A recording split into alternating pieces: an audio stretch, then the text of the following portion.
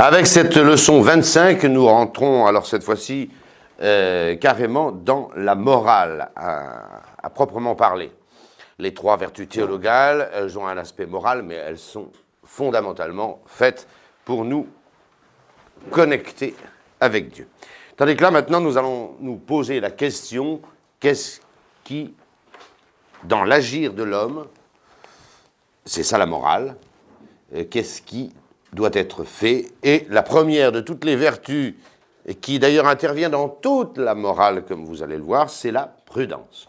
Donc, leçon 25, la prudence. Il y a 4 grandes vertus cardinales, c'est-à-dire morales. Cardo cardinis, c'est un gond, on l'a déjà vu. C'est 4 vertus autour desquelles toute la vie morale tourne, comme le gond d'une porte. La première de ces 4 vertus cardinales, c'est la prudence. Deuxième, la justice. Troisième, la force. Troisième, la tempérance. En vérité, quand vous regardez la morale avec un peu de recul, il n'y a qu'une grande vertu morale, c'est la justice, qui consiste à rendre à chacun ce qu'on lui doit. Et quelqu'un qui rend à chacun ce qu'il lui doit est parfaitement dans les bonnes mœurs, dans la bonne morale. Mais pour parvenir, pour exercer cette justice qui est toute la morale, il faut en amont, en avant, cette vertu de prudence qui va fixer le juste milieu, je vais y revenir, de chacune de nos actions, et puis il faut tenir ses passions.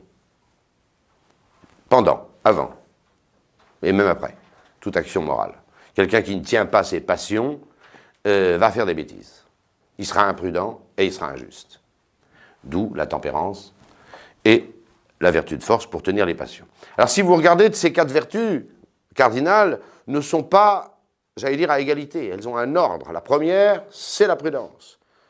La seconde, c'est la justice. Et la justice, c'est la morale. Et il faut tenir ses passions pour être juste, pour être dans la justice. Alors la première des 4 vertus morales, c'est la prudence.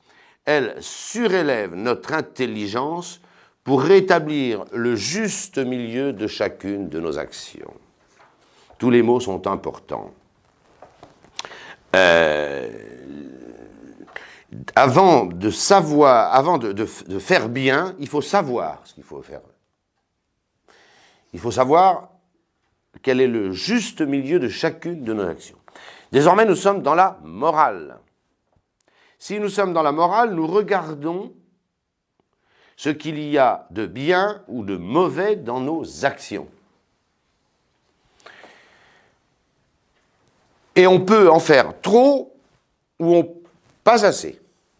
On peut pécher toujours par excès ou par défaut. Pas dans les vertus théologales. On n'a jamais assez de foi en Dieu. On peut y aller, on peut y aller, on peut y aller, on peut y aller, on peut y aller. Et plus on en a, mieux ça vaut. Jusqu'à avoir la foi à transporter les montagnes, tant mieux si vous l'avez. L'espérance, est-ce que vous espérez trop en Dieu? Il n'y a pas d'excès. Vous pouvez espérer en Dieu. Est-ce que vous aimez trop Dieu à un moment? Il faudrait s'arrêter là. Non, non, non, non, pas du tout, vous pouvez continuer. Infiniment à aimer Dieu. Voilà. Mais dans le domaine moral, il y a un juste milieu. On va y revenir. Mais reprenons d'abord cette définition. Elle surélève notre intelligence. Je vous ai dit que la prudence consistait à savoir ce qu'il faut faire et la mesure avec laquelle il faut procéder. C'est donc une vertu de l'intelligence. C'est l'intelligence qui va juger de la bonne action pour établir le juste milieu. En vue de quoi? En vue de quoi? Nous sommes ici en catéchèse, donc en vue de notre fin surnaturelle, qui est la béatitude éternelle. Alors reprenons ces points un par un pour nous faire une juste notion de cette vertu de prudence. Les 4 vertus cardinales sont dans l'Écriture, au livre d'Isaïe. La justice, la prudence, la justice, la force, la tempérance. Et tous les cours de catéchèse procèdent de cet ordre, dans cet ordre. Voilà. Alors, dans le domaine moral, nous le disons, puisque nous y sommes résolument, il y a toujours un excès et un défaut possible. Dès qu'il y a une action, elle a un excès possible et un défaut possible. La vertu, c'est, comme dit Aristote, et après lui saint Thomas, c'est de se tenir sur une crête. Je dois marcher là-dessus, là. Mais je peux tomber à droite ou je peux tomber à gauche. Il faut marcher en haut. Alors, prenons n'importe quelle action, elle a n'importe quelle action morale, ce qui est un pléonasme, eh bien, elle a un excès et un défaut. Vous avez des gens qui mangent trop. Ils mangent trop. Ils mangent tellement qu'ils grossissent, ils deviennent apathiques, ils deviennent fatigués, ça dérègle tout. Ils mangent trop. C'est le plus courant. Hein. Et puis il y a des gens qui ne mangent pas assez. Ils sont toujours...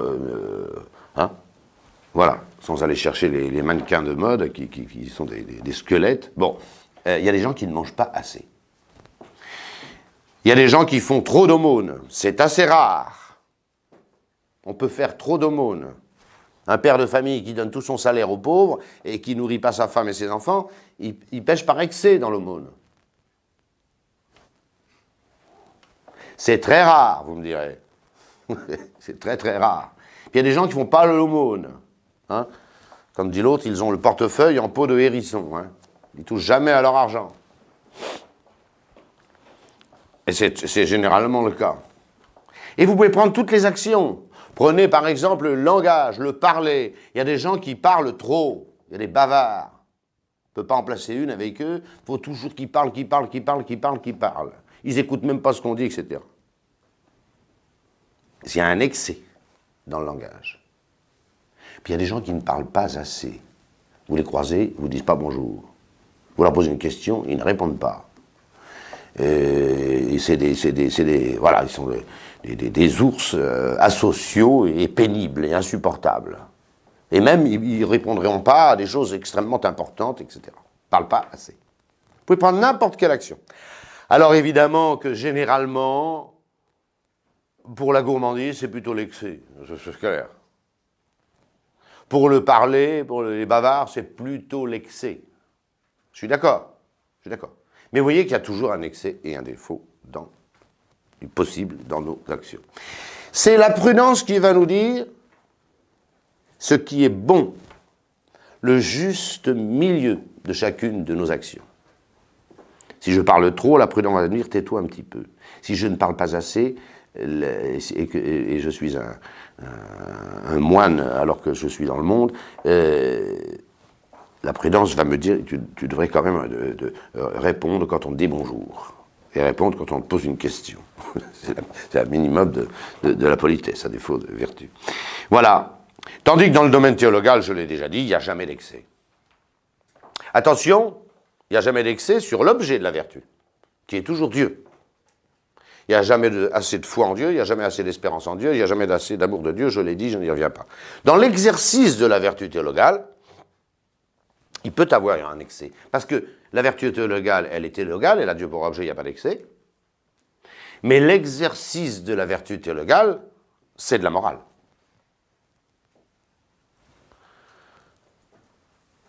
Il y a des gens qui sont toujours à faire des patenôtres en permanence toute la journée, etc. Et même quand ils se promènent et quand ils... etc. C'est trop. C'est trop. C'est pas qu'ils ont trop de foi. C'est que l'exercice de leur foi est intempestif. Intempestif. Voilà. Bon, Saint Patrick récitait chaque jour les 150 psaumes dans la glace. Bon, c'est comme ça qu'il a converti l'Irlande. Deo gratias, tant mieux pour l'Irlande et tant mieux pour Saint Patrick. Mais bon, vous comprenez que si l'un d'entre nous s'amusait à faire la même chose, je pense que c'était inspiré de Dieu. Les saints ont fait des choses extravagantes. Extravagantes. Alors si c'est Saint-Esprit qui leur indique ça, ben, très bien pour eux, puis quand on voit ce que ça donne, mais vous comprenez, quelqu'un qui n'a pas cette inspiration du Saint-Esprit et qui se met à pratiquer comme ça matériellement l'imitation des saints, il est stupide, il manque à la prudence, et il ne se sanctifiera absolument pas avec ça. Il y a des gens comme ça qui veulent imiter les saints matériellement. C'est catastrophique. Chacun a sa prudence, et il doit l'exercer. Voilà, donc il peut y avoir un excès dans l'exercice des vertus théologales. Troisième point, la prudence intervient dans toute action morale, sans aucune exception. Elle règle toute action morale et même l'exercice moral des vertus théologales. Je viens de le dire. Où est logée la prudence? Ça, c'est une question simple, mais il faut bien comprendre. La prudence est dans l'intelligence. Alors, j'aurais pu le dire avant, les vertus, c'est quoi? Ce sont ce qu'on appelle en théologie des habitus, des dispositions habituelles à faire ceci ou à faire cela. On l'a déjà dit. La disposition habituelle, spirituelle, à faire le bien, ça s'appelle la vertu.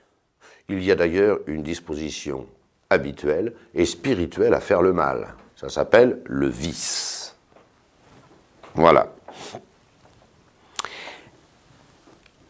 La prudence, alors ne mélangez pas cet habitus, la vertu, de la faculté sur laquelle il se loge, qui est une puissance pour les philosophes. Voilà. Nous avons deux grandes puissances spirituelles, notre intelligence et notre volonté. Puisque la prudence doit déterminer le juste milieu de nos actions, entre l'excès et le défaut. Elle est évidemment une vertu de l'intelligence. C'est l'intelligence qui doit fixer le juste milieu de mes actions. Donc, il est certain que la vertu de prudence est nichée, excusez-moi ce mot, et dans notre faculté d'intelligence. L'acte fondamental de la prudence, c'est de juger, et on juge avec son intelligence. Mais alors vous me direz, ça fait une grave objection, c'est que il y a des gens intelligents, puis il y a des gens bêtes. Les gens intelligents seraient prudents, et les gens bêtes et stupides ne seraient pas prudents. Autrement dit, on n'aurait pas de mérite à être prudent, ou à ne pas être prudent. On a déjà vu ce problème avec la foi. C'est-à-dire qu'ils disent la foi, c'est une grâce. Moi, je trouve ça très beau, la foi, vous voyez, je ne l'ai pas. Parce que la foi est aussi une vertu de l'intelligence, qui surélève l'intelligence. Alors effectivement, cette objection est bonne. Elle est bonne en ce sens que la prudence, tout en étant une vertu de l'intelligence, on voit bien qu'elle a un aspect moral. Elle a un aspect moral. Quelqu'un est fautif d'être imprudent. Mais quand quelqu'un est fautif, c'est toujours sa volonté qui est fautive. On n'est pas bon ou mauvais par son intelligence. On est bon ou mauvais par sa volonté, bonne ou mauvaise. Toujours, toujours, toujours. Ce qui fait qu'il n'y a pas de vertu morale où la volonté n'intervienne. C'est clair. C'est pas possible autrement. Si toute la prudence, comme la foi, se résolvait à l'intelligence, ce ne serait pas des vertus, la prudence ne serait pas une vertu morale. Il y aurait des gens intelligents qui seraient prudents, et puis des gens stupides qui seraient imprudents. C'est pas comme ça que ça se passe, vous le voyez très bien. On peut être très intelligent et très imprudent, on peut être vraiment stupide et prudent cependant. Pas totalement stupide. Quelqu'un qui serait complètement stupide, un fou, un aliéné, ne peut pas être prudent, puisqu'il faut exercer un jugement et qu'il en est incapable. Voilà. Il y a une intervention de la volonté, car la volonté de l'homme est capable de dire « je veux être prudent » ou « je ne veux pas être prudent ». Il y a donc une intervention de la volonté. Et finalement, qui est prudent? Celui qui a un jugement bien fait et qui s'en moque, ou celui qui a un jugement ordinaire, mais qui veut faire le bien et qui veut être prudent. C'est celui-là qui est prudent. C'est celui-là qui est prudent. Voilà, il y a une intervention forcément. On est prudent parce qu'on veut être prudent. Parce qu'on veut utiliser bien son intelligence à faire de bonnes actions et à trouver le juste milieu de nos actions morales. Et quelqu'un qui est imprudent ne peut pas dire « vous comprenez, je ne comprends pas tout, je n'ai pas vu ça ». Non, non, il fallait qu'il réfléchisse, il fallait que sa volonté le force à réfléchir. Et s'il ne l'a pas fait, il est responsable. Et comme on dit aujourd'hui, responsable, et s'il a mal fait, coupable. Voilà, la prudence dont nous parlons ici est la vertu surnaturelle. Nous sommes dans un cours de catéchèse et il s'agit de donner tous les moyens de rejoindre notre béatitude éternelle, c'est-à-dire le face-à-face avec Dieu. Voilà, la moralité est toujours une question de fin. Je vous ai déjà fait plusieurs fois le schéma au tableau.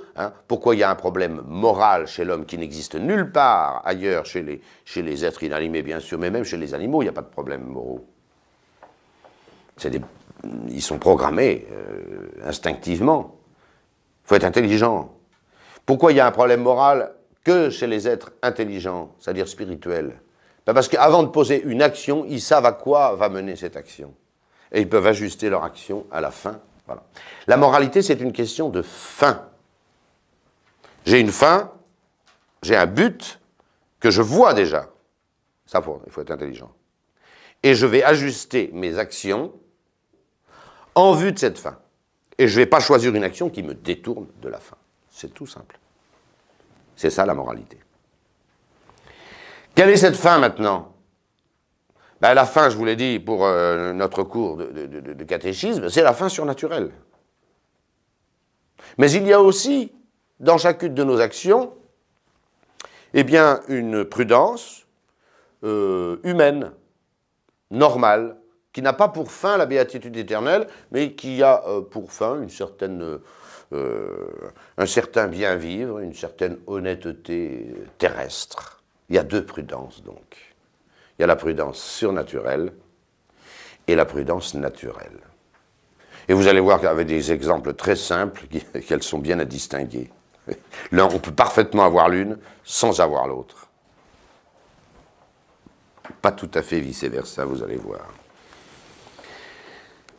Il y a des gens qui n'envisagent absolument pas leur destinée éternelle, leur vocation surnaturelle, et qui sont très prudents dans les affaires de ce monde. Les Suisses sont connus pour ne jamais traverser en dehors des clous. C'est prudent. C'est prudent. Voilà. Les Suisses respectent tous les stops. Enfin, pas tous les Suisses, mais en Italie, tout le monde grille les stops. Bon. Donc les Suisses sont généralement un peu plus prudents que les Italiens. Un stop, ils les passent à 60, les Italiens. Puis la police ne dit rien. Bon. C'est une prudence de la chair. Moi, je me souviens une fois à Lausanne, j'ai traversé en dehors des clous. J'étais jeune séminariste comme vous, là. Mais j'étais sifflé par le gendarme. Et comme tout le monde en France traverse en dehors des clous, moi j'étais à Lausanne et je traverse en dehors des clous. J'ai été humilié par le flic. Il m'a fait. Et tout le monde était scandalisé parce que en soutane, j'avais traversé en dehors des clous. Quoi. Enfin, prudence, vous voyez, ça c'est la prudence humaine. C'est la prudence humaine. Là, j'ai pris un exemple un peu dérisoire, mais il y a des choses prudentes. Le respect de l'autorité, par exemple. Le respect de l'autorité. On voit bien qu'il est en train de disparaître, le respect de l'autorité. Il faut dire que l'autorité fait ce qu'il faut pour. Bon, ça, c'est un autre problème. Mais c'est prudent. C'est prudent. Et puis, c'est normal. Mais ça peut être fait aussi pour des raisons surnaturelles. Ça devient la prudence surnaturelle. Donc, vous avez toujours, selon la fin que vous poursuivez, deux prudences qui sont deux vertus différentes. Et on peut avoir l'une sans avoir l'autre. C'est clair.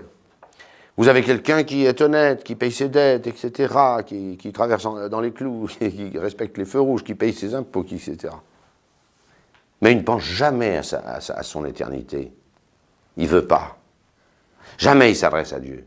Jamais il pense à Dieu. Jamais il pense à l'au-delà. Alors il est très prudent dans ce monde. Mais il est complètement fou et totalement imprudent dans l'autre. C'est clair. C'est clair. À l'inverse, et quoi qu'on ne puisse pas avoir totalement la prudence surnaturelle sans avoir un peu la prudence naturelle, oui, ça c'est le principe général. Il y a, la grâce grève sur la nature. S'il n'y a pas de nature, il n'y a pas de grâce. Bon, on l'a déjà dit plusieurs fois. Prenez par exemple cette Jeanne d'Arc, on peut prendre de nombreux exemples. avec ses voies qui viennent de Dieu, etc. Elle restaure le royaume de France, boute les Anglais hors d'océan. Elle a 19 ans. Elle meurt à 19 ans. C'est fou. C'est tout sauf de la prudence surnaturelle. Elle avait tout à y perdre, et d'ailleurs, elle y a perdu la vie et a fini sur un bûcher. C'est pas la prudence naturelle, ça. C'est vraiment de la prudence surnaturelle. Et on pourrait citer toute la vie des saints. Ils ont une prudence surnaturelle qui même parfois nous étonne. Voilà. Et encore une fois, les saints ne sont pas imitables en cela. Comme dit saint François de Sales, très justement, en parlant de certains saints, ils sont plus admirables qu'imitables.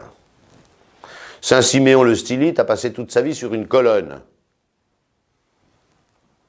Mais bon, je suis désolé de vous dire que si l'un d'entre vous, il lui prend cette idée, je pense qu'il ne deviendra pas saint, mais il deviendra fou.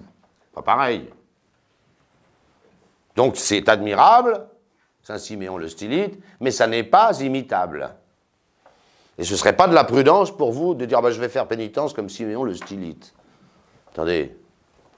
Et il y en a beaucoup d'autres. Saint Paphnus a vécu nu toute sa vie, il était au désert. S'il y en a un qui fait ça chez vous, il est fou, on l'interne. Et ainsi de suite. Vous pouvez prendre toute la vie des saints. Ils ont tous fait des choses extravagantes parfois. Mais ça, c'est le Saint-Esprit. C'est du hors norme. C'est du hors norme. Voilà.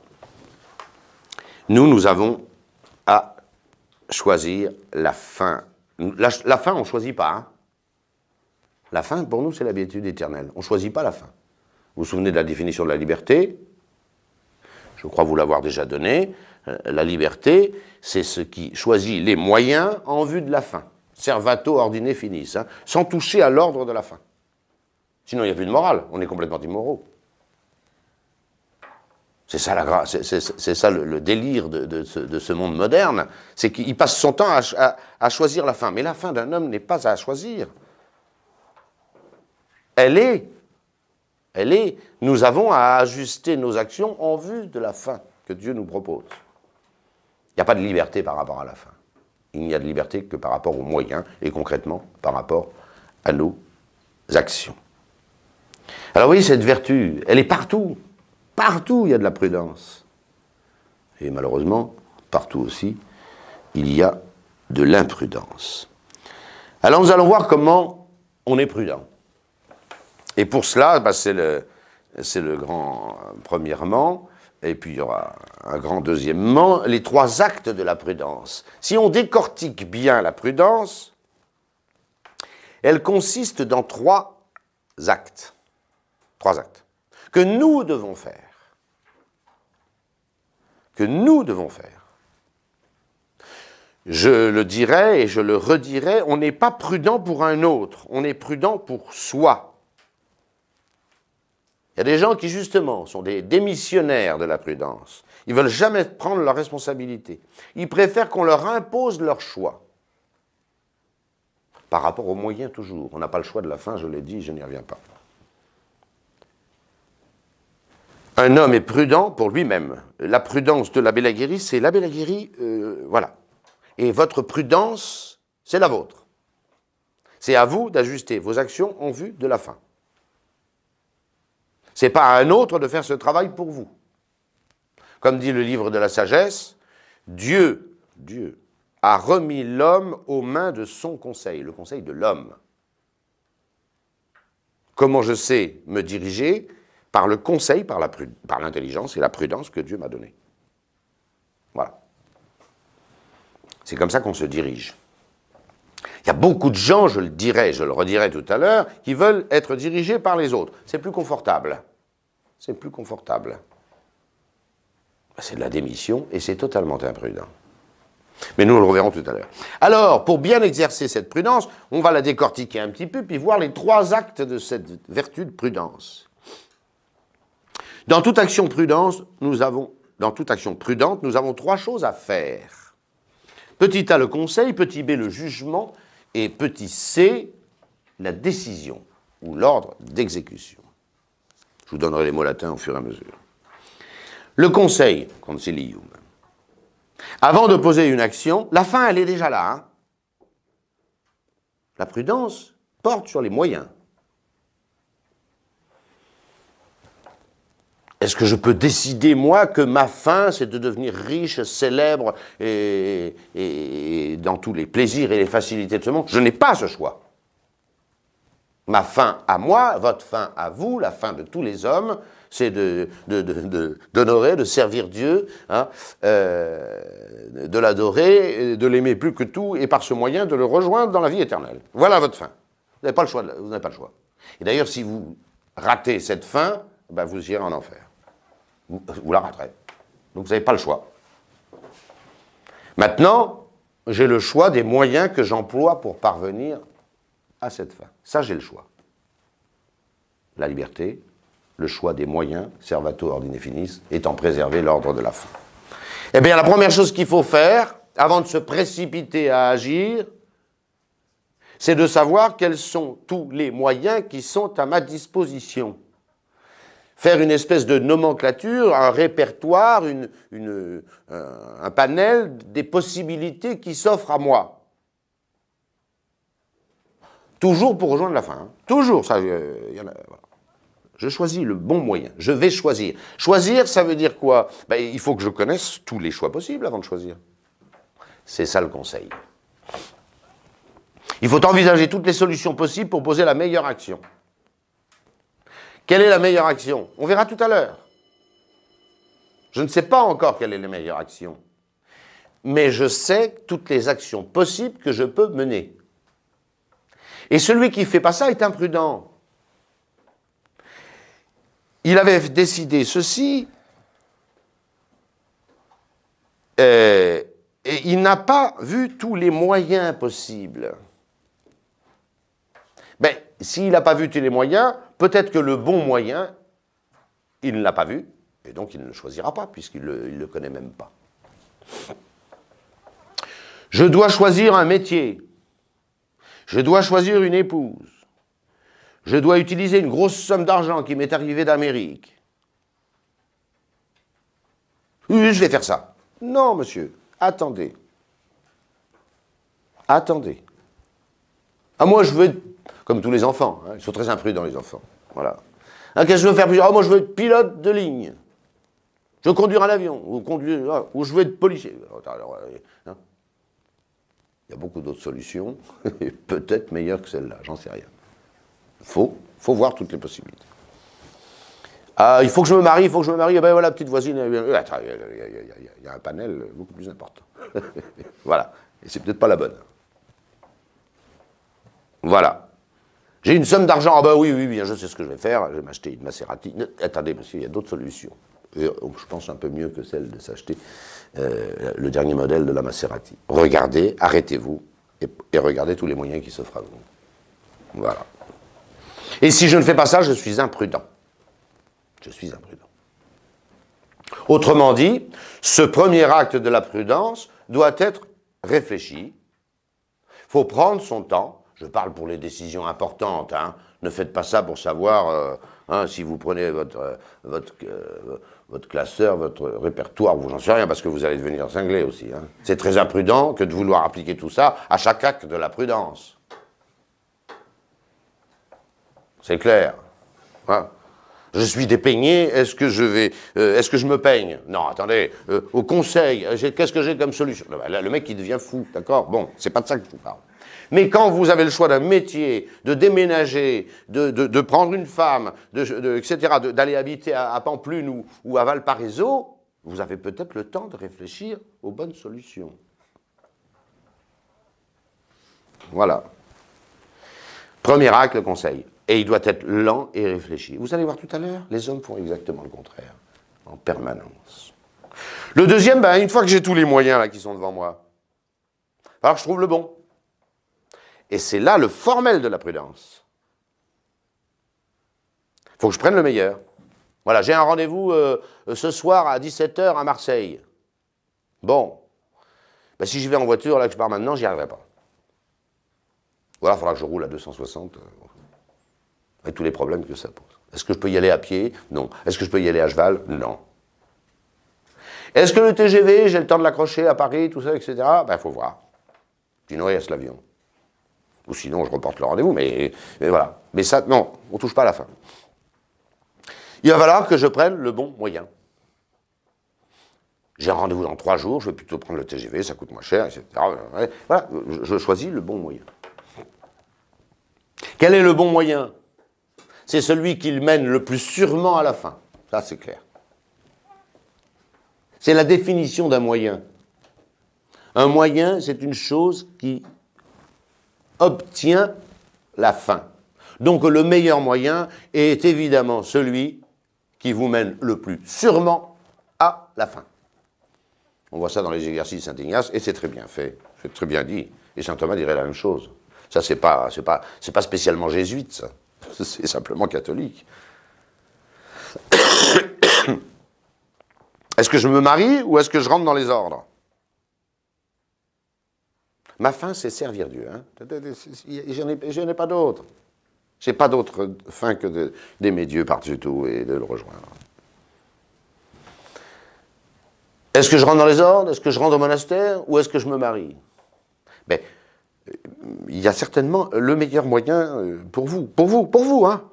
C'est pas pareil pour tout le monde. Pour vous, il y a le meilleur moyen. Moi, je serais incapable de garder la chasteté comme on demande chez les moines. Eh bien, monsieur, mariez-vous. C'est le meilleur moyen pour vous. Je parle de la chasteté parfaite. Voilà. Et puis, vous qui êtes ici, hein, bah, vous avez choisi, je pense, en soi, le meilleur moyen. Voilà. Bon. Le meilleur moyen, c'est celui qui conduit le plus sûrement à la fin. Voilà. Il y a des métiers difficiles où on risque l'immoralité, il faut peut-être les éviter.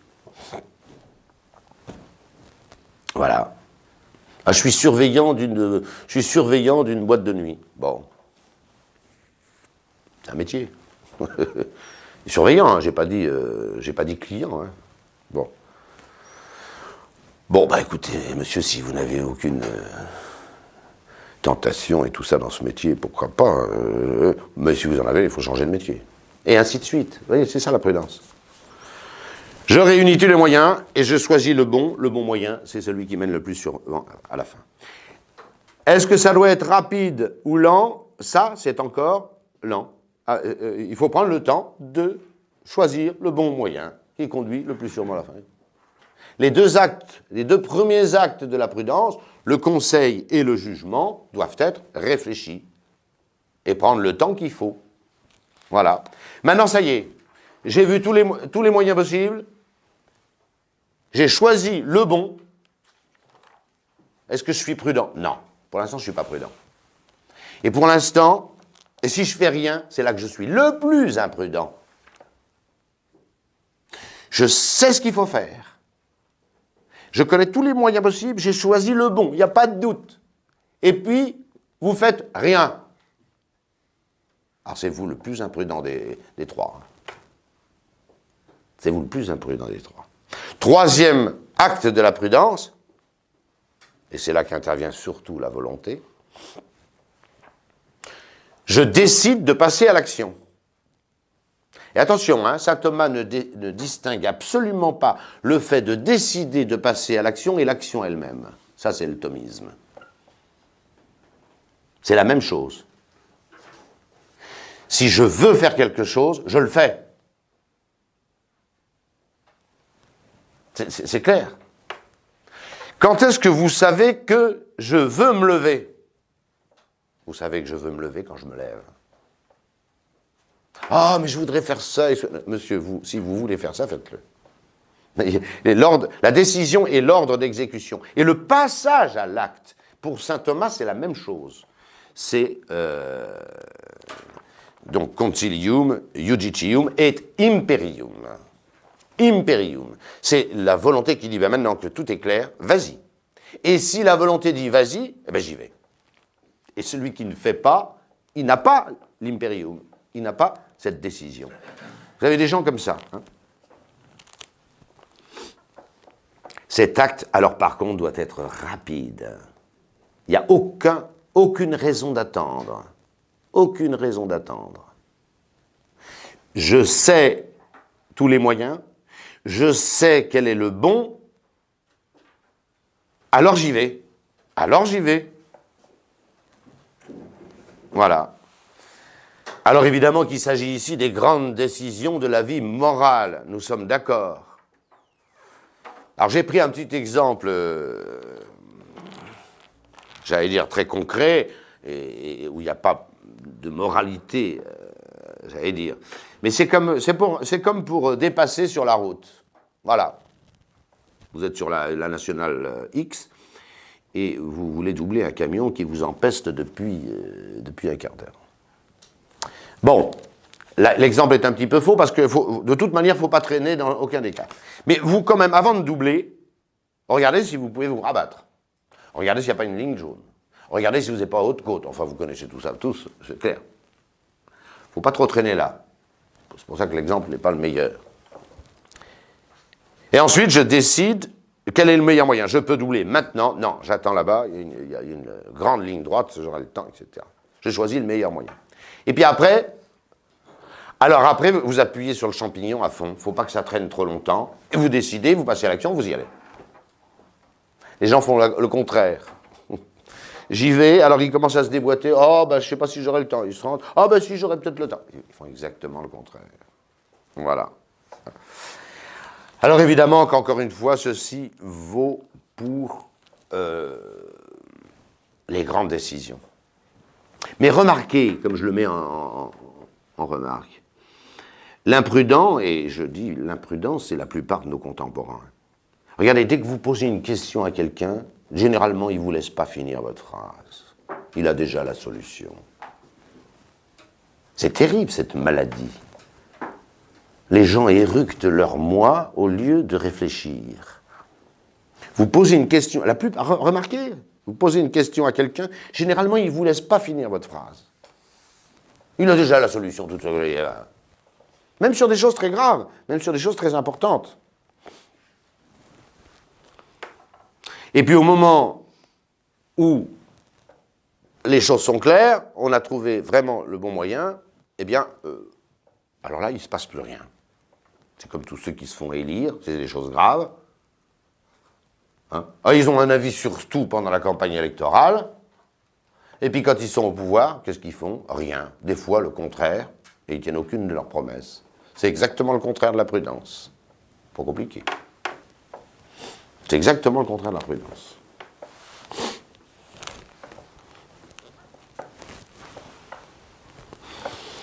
Et ces gens qui ont un avis sur tout et qui ne font rien, c'est diamétralement c'est diamétralement l'imprudence. C'est l'imprudence dans toute sa splendeur. Rapidité excessive dans le conseil et dans le jugement, et puis une inertie totale dans l'imperium. Et d'ailleurs, c'est la dernière chose que je dis avant de passer à la question de la prudence et de la moralité. La prudence est essentiellement une vertu du chef, dit saint Thomas, après Aristote. Parce que c'est le chef qui a vraiment toute la vision globale par rapport au bien commun, en tout cas, c'est évident. Par rapport au bien commun, les différentes possibilités du bien commun, c'est le chef qui les connaît le mieux. Pas de doute. Puis c'est à lui de les choisir. Puis c'est à lui de les mettre en œuvre par rapport au bien commun. Or, le bien commun est un bien beaucoup plus important que le bien privé. Voilà. Prenez par exemple le baccalauréat en France. Il n'y a pratiquement pas de ministre depuis 30 ans, peut-être 40. Je ne dis pas que c'est tous les ans, mais tous les 2 ans, 3 ans, on fait minimum, voire des fois chaque année, on fait une réforme du bac. C'était comme ça sera comme ça. Ah mais on va chercher, on revient des fois en arrière. Faut arrêter. Faut arrêter. La nature humaine ne change pas comme ça tous les ans. Ce qui est bon une année serait bon l'année suivante. Et ce qui était catastrophique ne sera pas meilleur l'année suivante.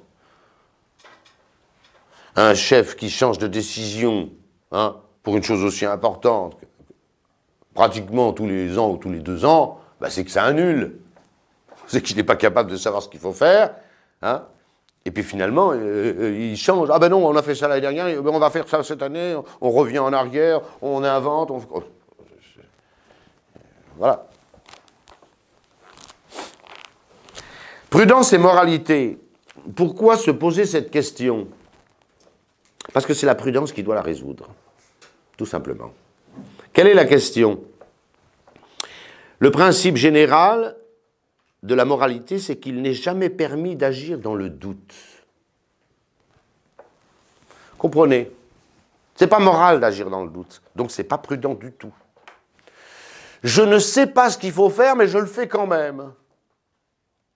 C'est immoral. À tous les coups, c'est immoral. Même si vous avez fait ce qu'il fallait, au bout du compte. L'exemple classique de tous les bouquins, mais au moins il est clair. C'est un chasseur, là, il est avec son fusil, parti à la chasse de grand matin, tout va bien. Bon, il est dans la forêt, mais tout d'un coup, il y a quelques petites maisons. Voilà, il entend du bruit dans les fourrés. Oh, il se dit, ça doit être un lapin. Mais comme il y a des maisons à côté, il se dit, oh, mais c'est peut-être un petit enfant qui a traversé la rue pour aller chercher son ballon. Oh, il dit, ça doit être un lapin, il tire. Mais ce monsieur est un assassin. C'est un assassin. Il ne savait pas avec certitude si c'était un lapin ou un petit gamin qui allait chercher son ballon. Il tire. C'est un assassin. Vous voyez le problème qu'il y a? On ne peut pas agir dans le doute total. C'est immoral.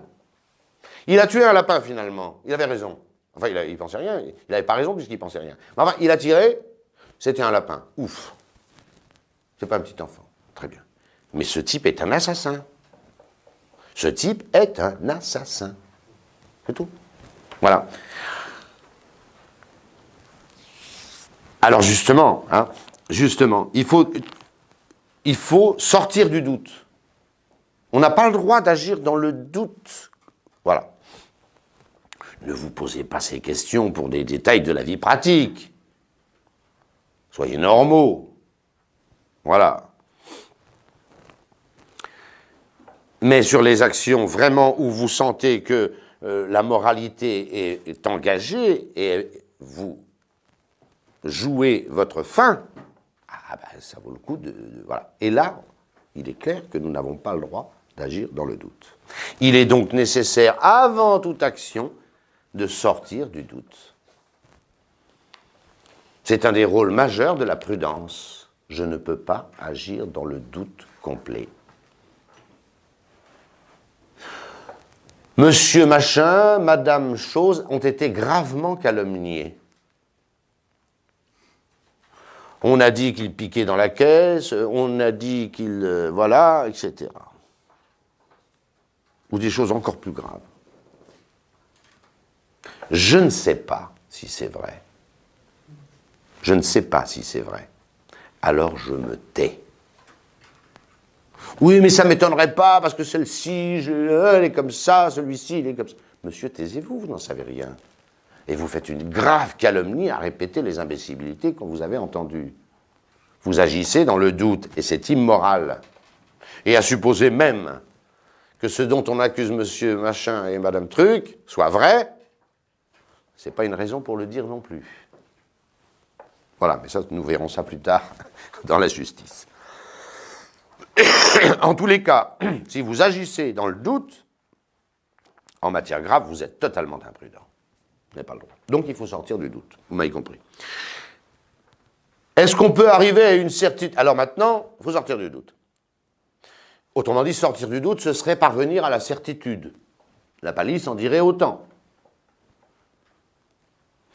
Je dis oui, mais attention, il faut savoir de quel genre de certitude il existe. Il s'agit. Est-ce qu'on doit arriver à une certitude métaphysique? Dans l'ordre moral, c'est pas la peine, on n'y arrivera pas.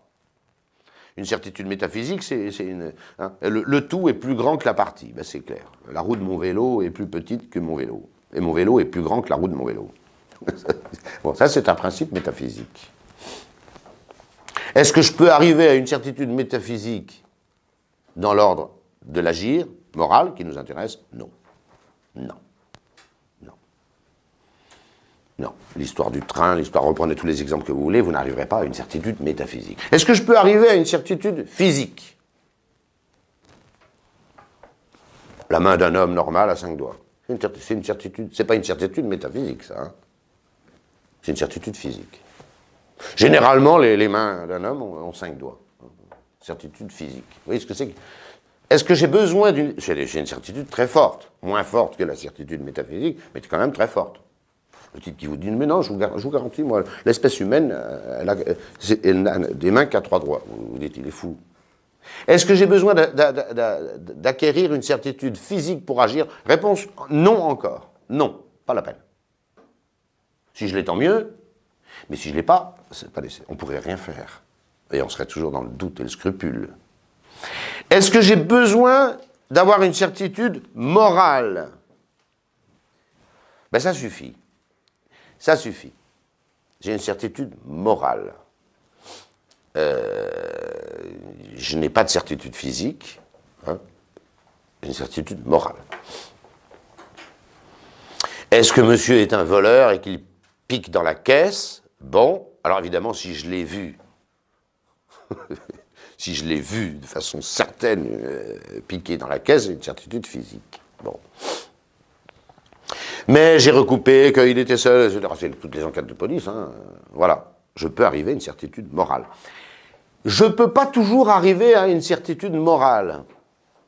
Mais de toute manière, il faut que j'agisse. Parce que vous avez vu que ne pas agir, quelquefois, c'est le plus imprudent. Et parfois, je n'arrive même pas à une certitude morale. Alors, nous dit saint Thomas, on utilisera simplement une probabilité. Attention, je ne suis pas probabiliste. La probabilité, ce n'est pas une opinion qui a quelques docteurs en sa faveur. Ce n'est pas des statistiques. La probabilité, c'est que je me fais un jugement,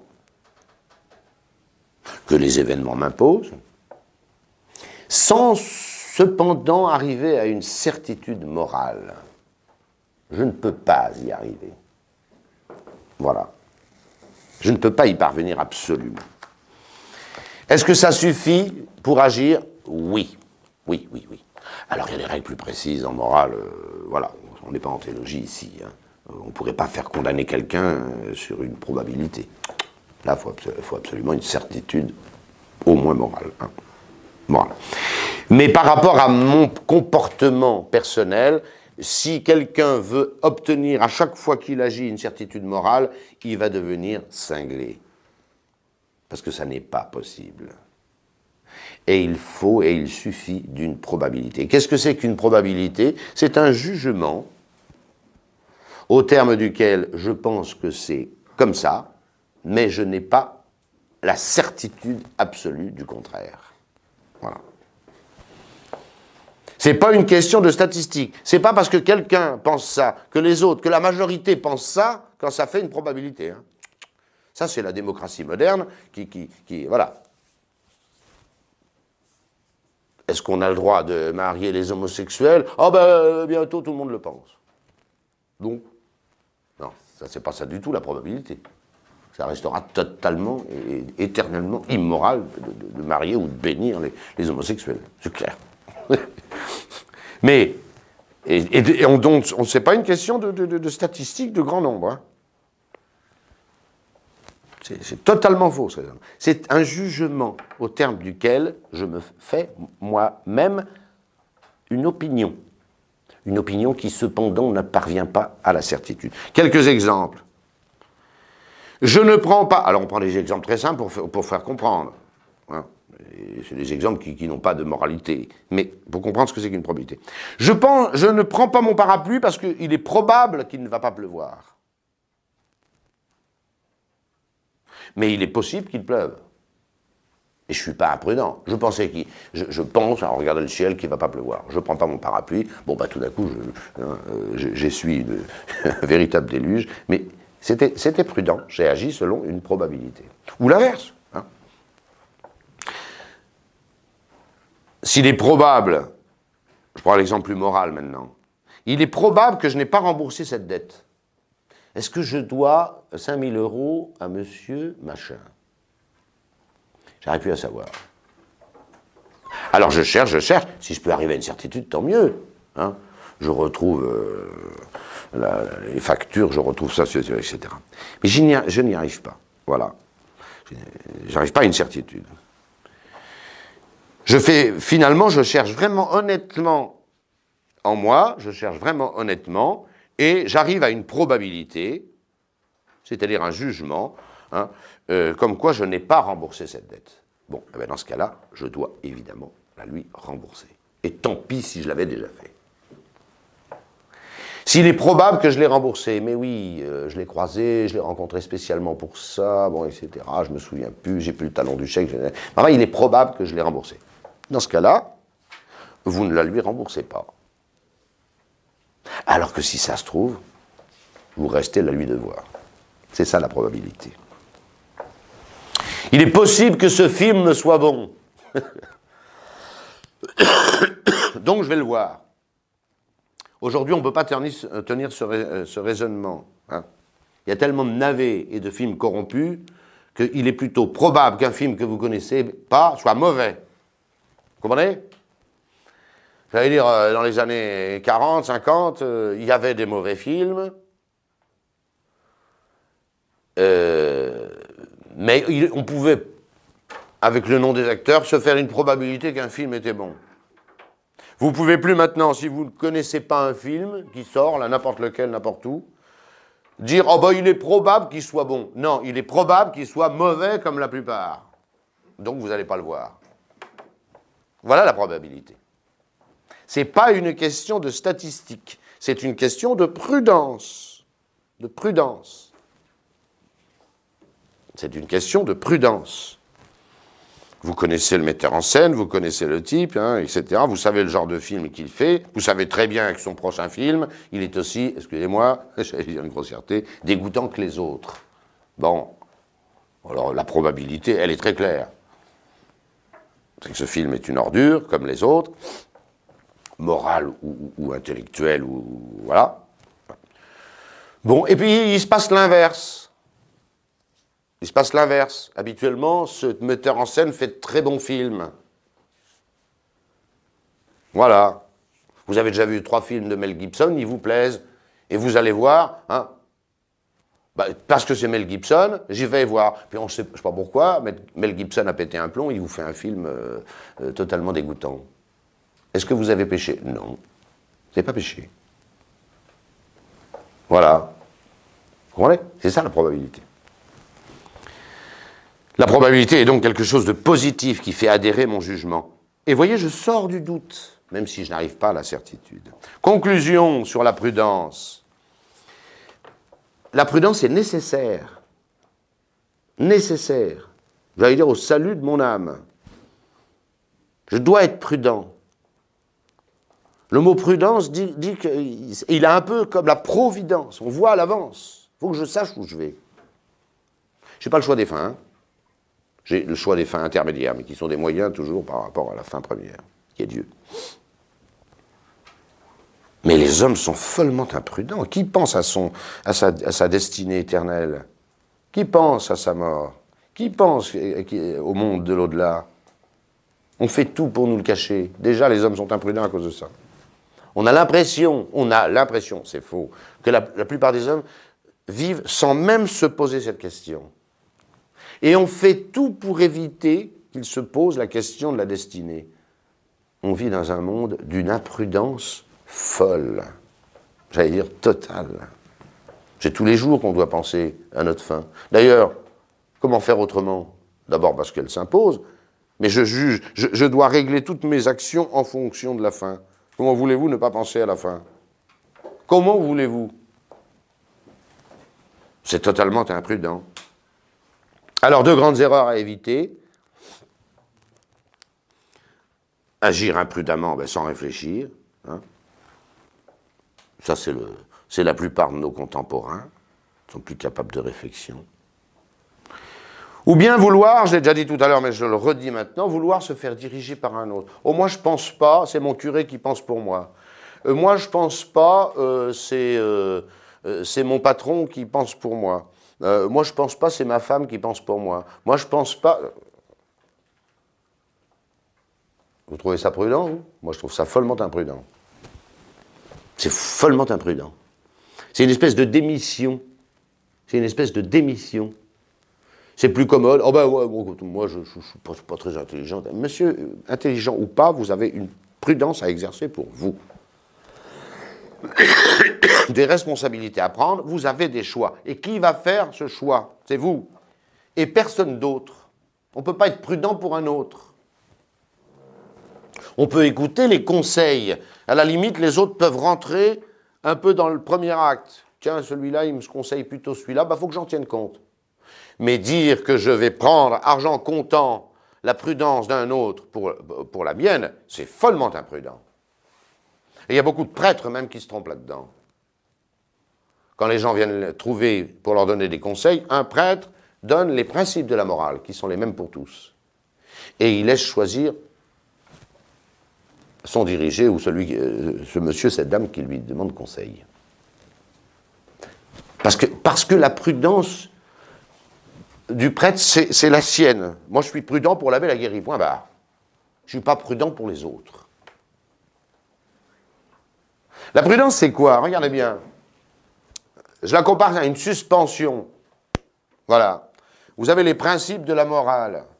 Les principes.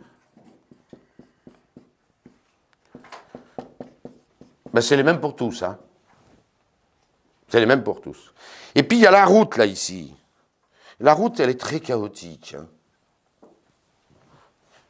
La route, les événements qui nous entourent, qui nous dictent, qui nous imposent nos choix. C'est très chaotique.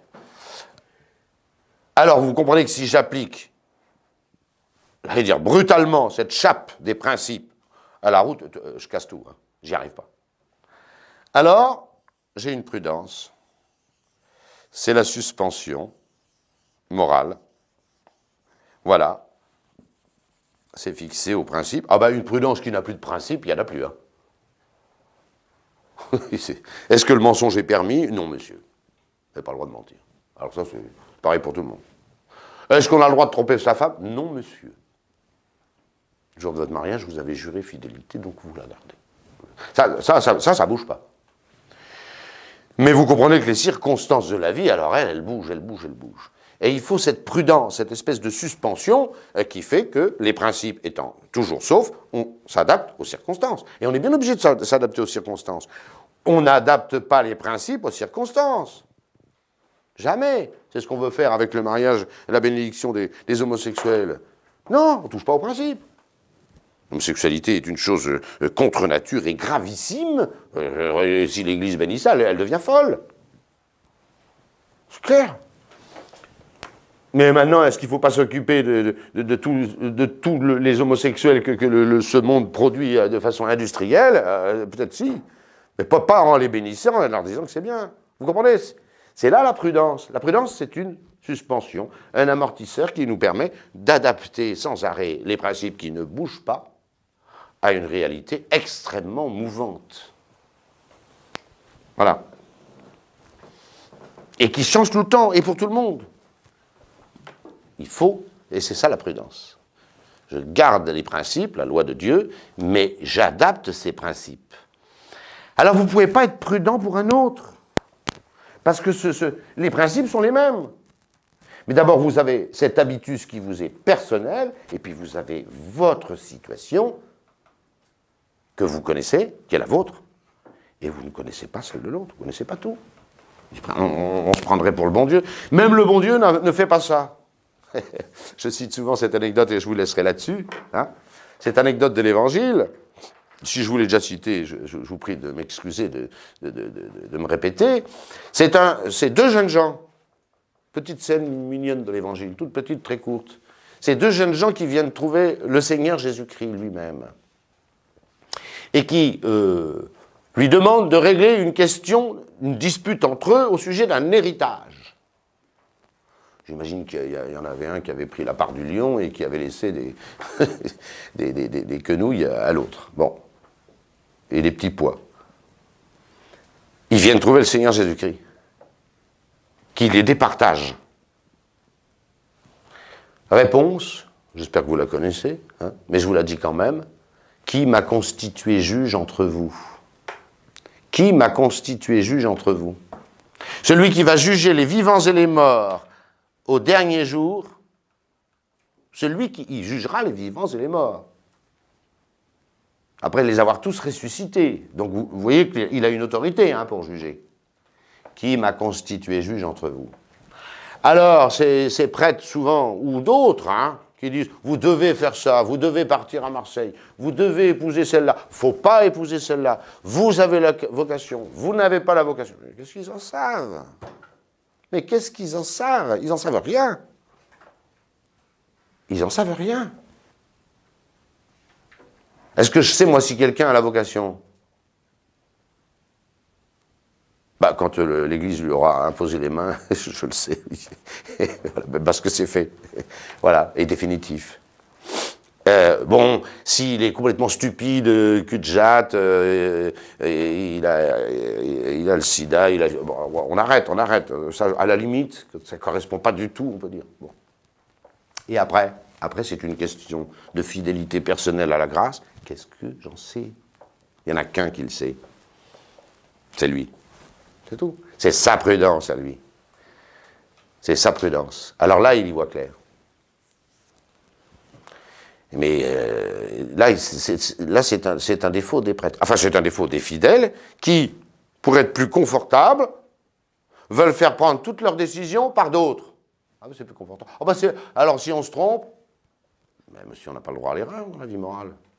Si je me trompe, ah ben oui, mais c'est ce pauvre curé, il dit n'importe quoi, c'est lui qui m'a dit de faire ça. Mais monsieur, c'est pas parce que votre curé vous a dit de faire ça qu'il faut le faire. Et moi, à ceux qui s'amusent à ce petit jeu, voilà, même un directeur spirituel,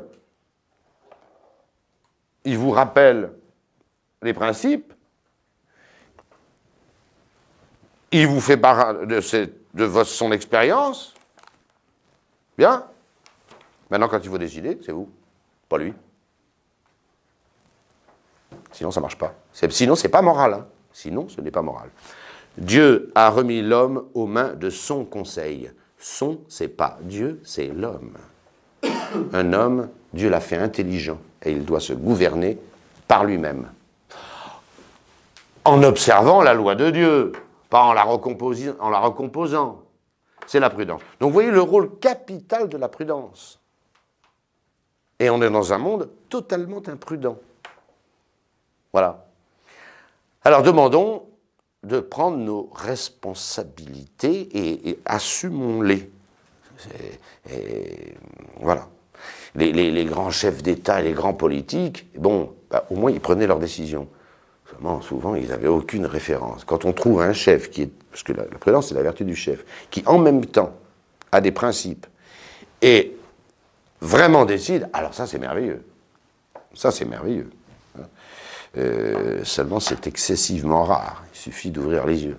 Bonaparte avait une envergure de chef considérable. Et quel était son but? Quel était son but? Un type aussi doué, il n'a pas dû en avoir beaucoup.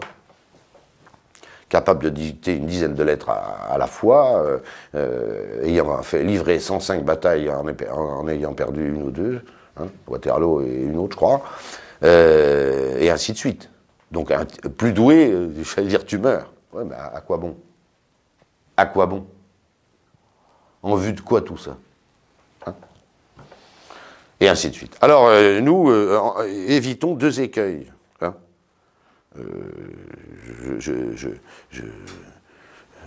Je ne veux pas exercer de prudence, et voilà. Et donc je m'en remets au jugement d'un autre. Non, remettez-vous-en à votre jugement, éclairé par la sagesse de Dieu. Je vous remercie.